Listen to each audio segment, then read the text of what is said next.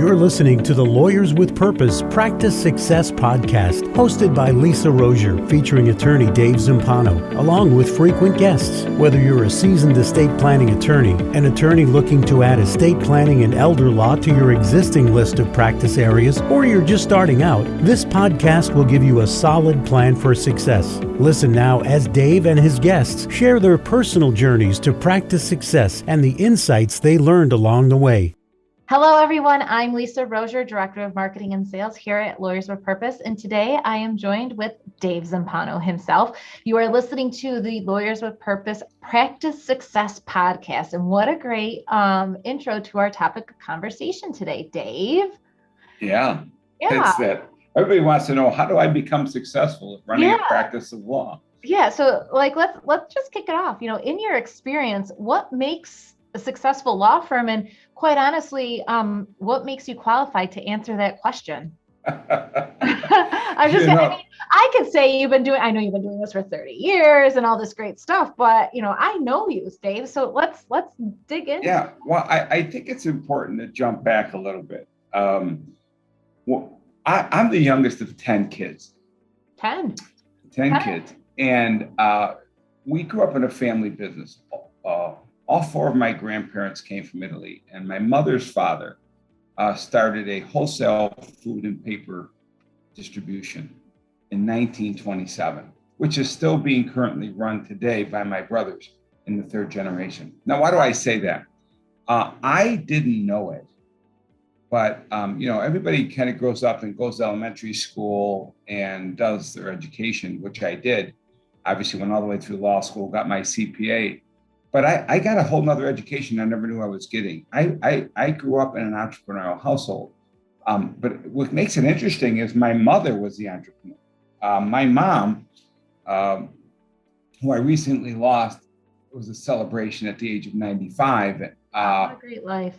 Yeah, phenomenal life. I tell the story in the 1940s. Her father had the business and it was doing very well, but his key salesperson and he were out for an extended period of time due to illness. So he had to send my mother out to do some of the business. And some of the companies called my grandfather and said, "Don't you ever send a woman into my store again." Wow. To do a man's job. And the reason why I tell that story is because that was my mother. That's the house I grew up in.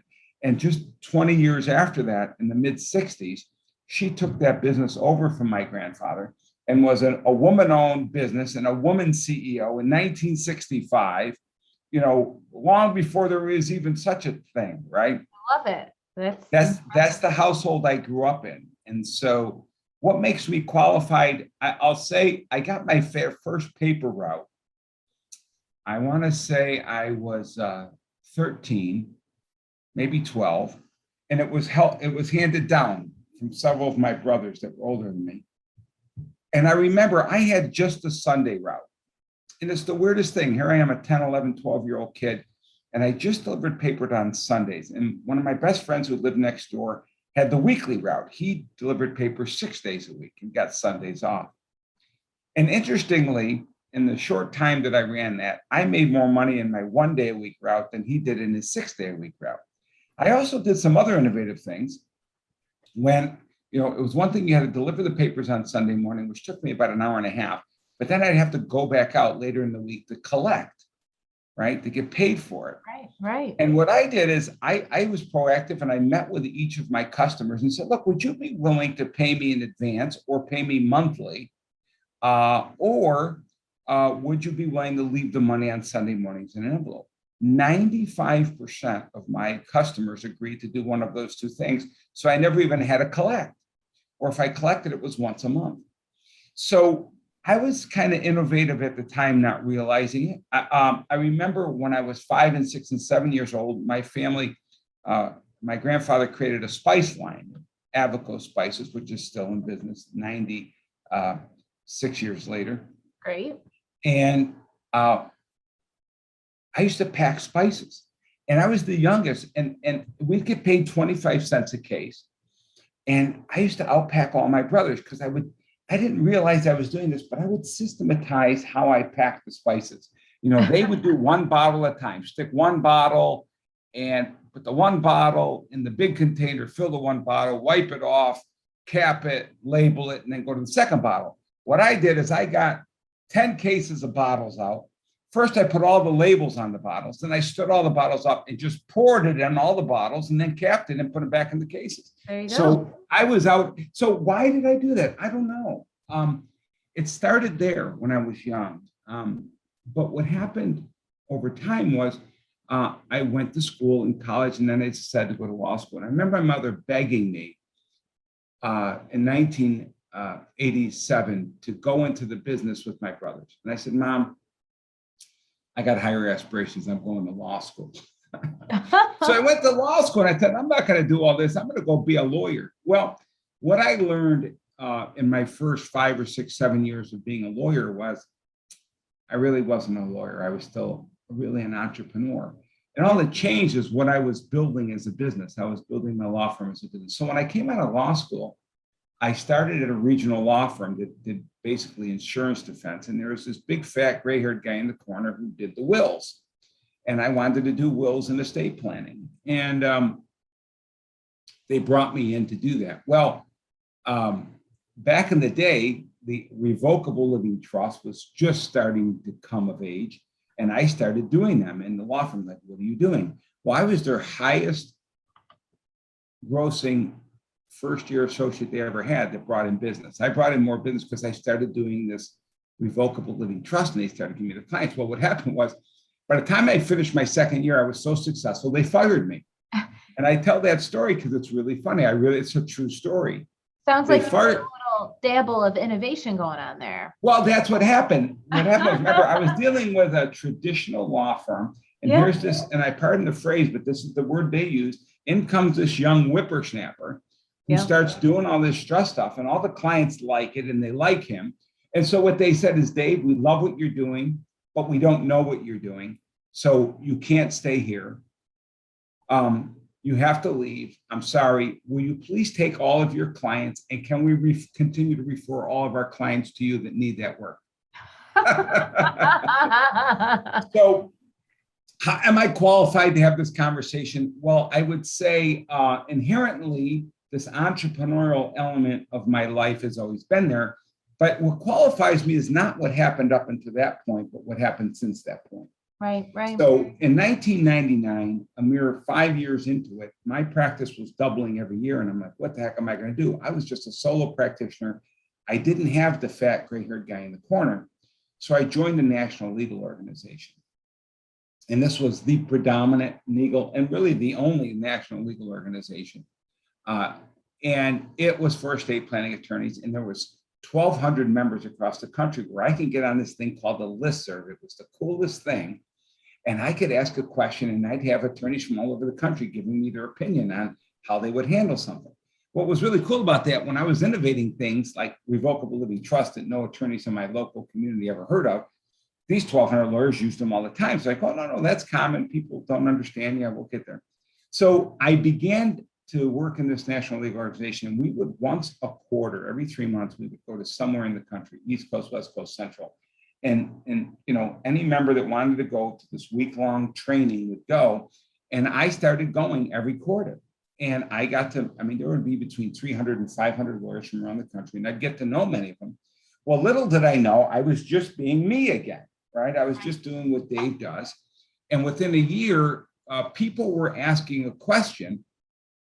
What are you doing? How is your business growing so much? And I said, well, I'm using this trust. And like, what kind of trust? And I said, well, it's an irrevocable trust that you can protect assets from, but you could still be the trustee as the grantor. And the assets are still protected. And they're exempt from long-term care Medicaid if you need to qualify for Medicaid. And they're like, what are you talking about? You can't be the trustee of your own irrevocable trust. Okay, here we go again, right? So here's Dave, the innovator, the entrepreneur. But this time it was a much tougher group. It's lawyers. Right. And so really quickly, I started sharing with them what I've been doing and how successful it was. And that trust now has become a whole new genre in the legal industry. Yeah. The iPug protection trust. You made a shift in the industry. Yeah, so that was my first national legal innovation called the iPug Protection Trust. Now there's a whole genre of trust. Different organizations call it different things, but it all is based on that single premise of what the iPug Protection Trust is. And we're going to have a separate podcast, a legal technical podcast on things of that nature. But this is about operations, what qualifies me, and then what is my experience and what makes people A successful successful. law firm. Absolutely. So what happened really quickly in this national organization is within a year, the head of the national organization said, hey, people in the hallways have been talking. They want to know what you're doing. Your business is growing so much and theirs isn't. Can you teach them? So I was the first attorney in the organization's history that they contracted with outside of being an employee. I wasn't an employee, that they allowed to train their members. And I created what was called the Medicaid practice program in 2001. Okay. And there was 167 lawyers nationwide that took it. And what I did is I tracked the 167 lawyers that took the program. I tracked the results over the 6-month period. Okay. And guess what the average increase in revenue of these 167 firms was over that 6 months? What would be a reasonable one? 50? 50%? Yeah. 672%. Oh, was the average increase in revenue. So that started my qualification as identifying, am I qualified to identify what makes a successful business? And that became what was then Medicaid Practice Systems and is now Lawyers with Purpose.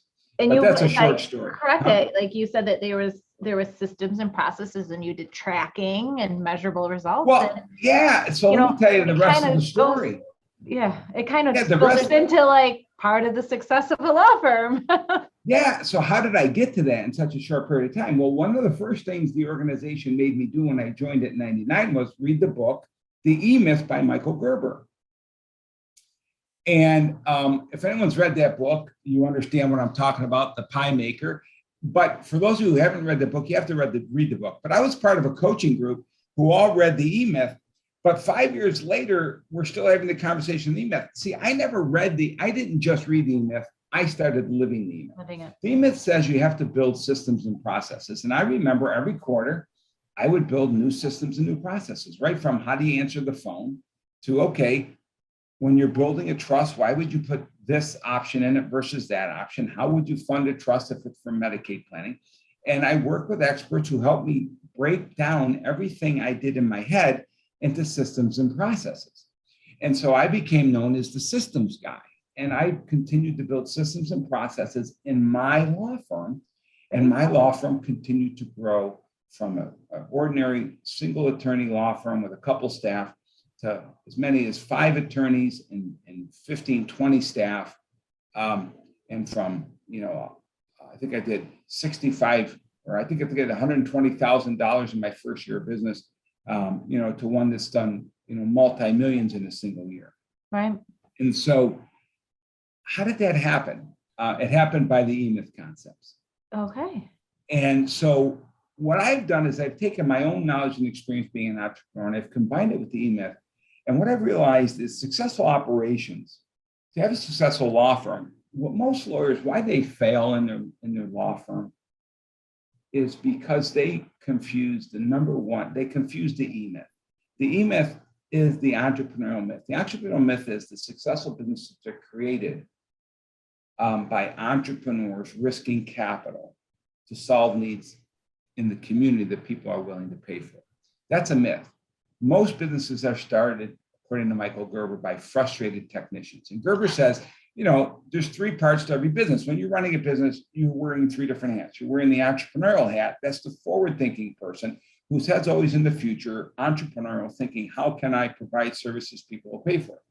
Then there's the manager. That's the present-based person who's saying, okay, well, that's all great, Mr. Entrepreneur, thinking about what you're going to do in the future. But I got work that's got to get done today, and I got to make payroll, so I got to get work done.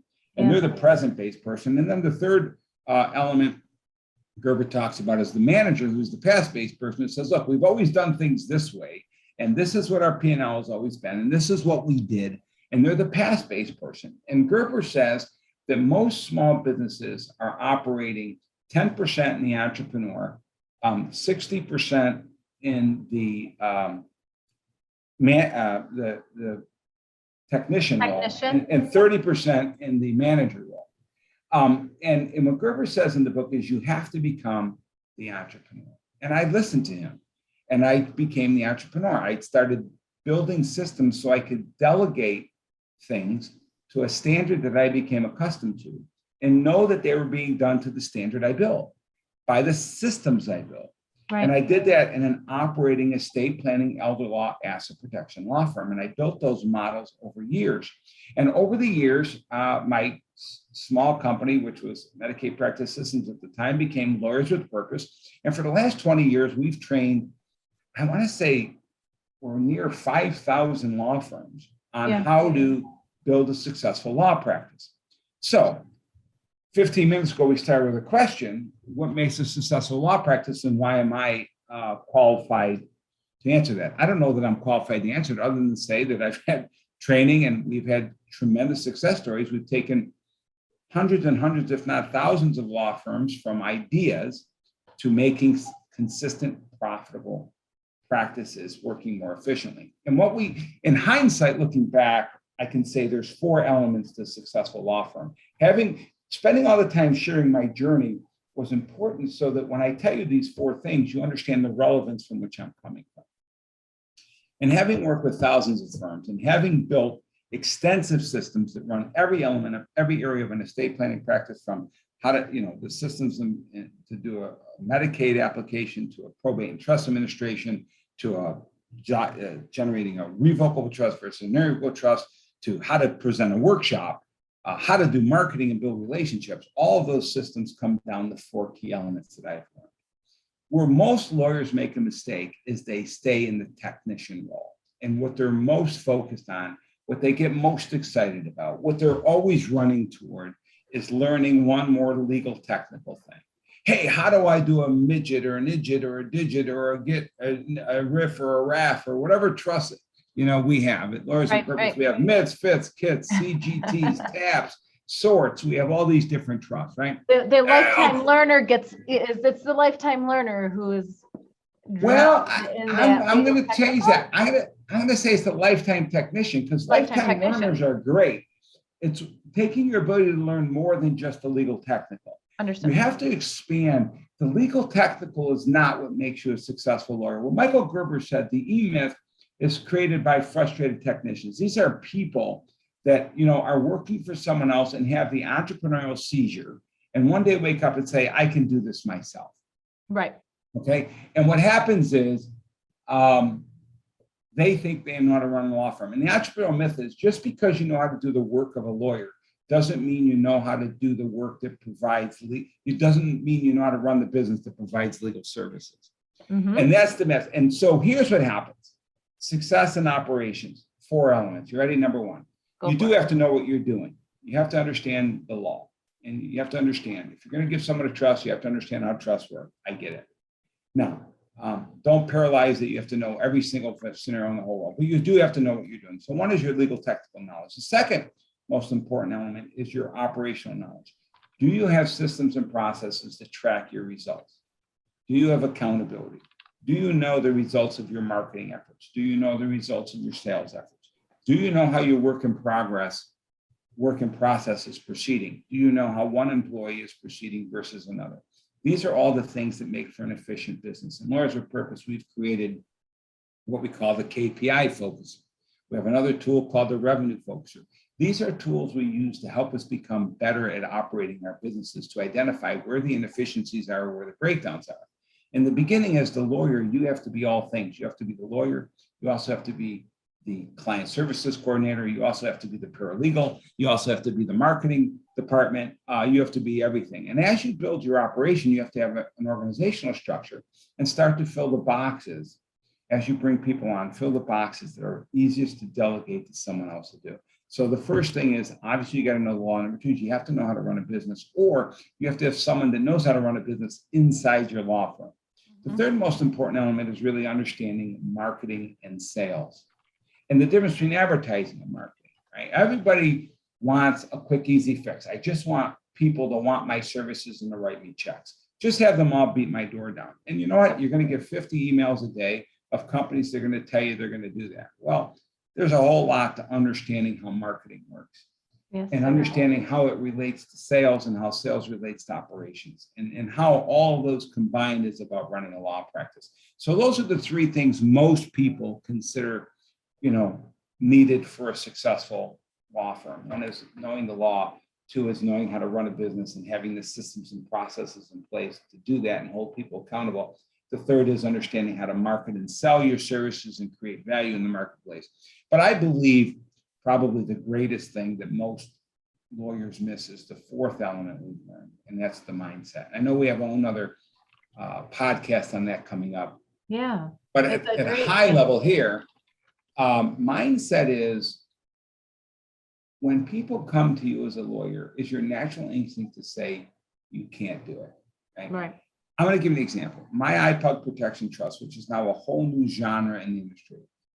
I'm also credited with being the founder of the Medicaid practice industry because, excuse me, back in the national organization, I was sharing how my growth was helping people qualify for Medicaid. And they said, you can't do that. That's for poor people. And then I began teaching that national organization and then every other national legal organization how to build a practice doing Medicaid planning. That's why I'm kind of credited with being the founder of the Medicaid practice industry. So all these different things were based on a mindset. And what I can tell you is when I created the iPug Protection Trust, you know what I was told? You can't do that. Can't do that. You can't do that. When I started doing Medicaid, you know what I was told? You can't do that. Now, in excess of $50 million in revenue later, all the things I can't do, I've done very well.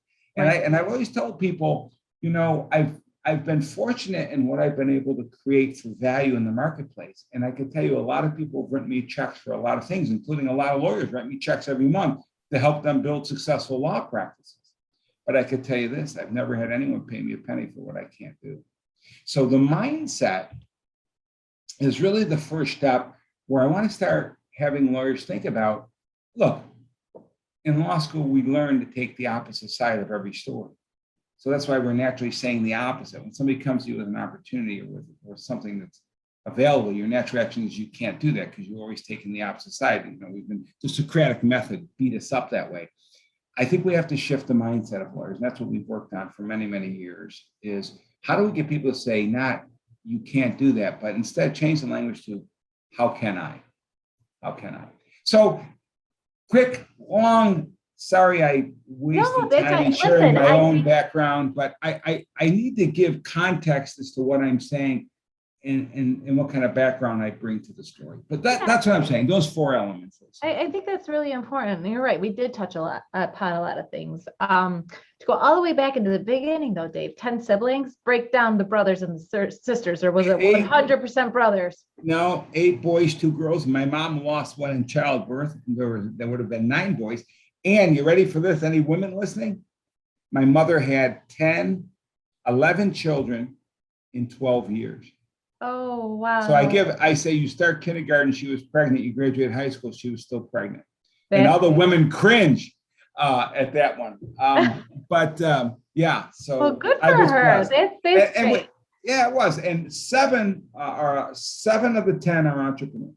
That's impressive. That's impressive. And, I just wanted to bring it back to that because it was quite a fun story. I think everybody knows you in the professional sense, but it's nice to hear some personal side of things. Well, and you know why it was a celebration when we lost Mom? Because we were celebrating a life of a woman who was so far ahead of her time and created a family of 7 entrepreneurs behind her. Yeah, very clear that she left her legacy and impact. So thanks to her. And, for everyone that was listening today, we touched upon some really key elements, and coming up in episode 4, we're going to be talking right about that mindset. So keep on listening to the Practice Success Podcast with Lawyers with Purpose.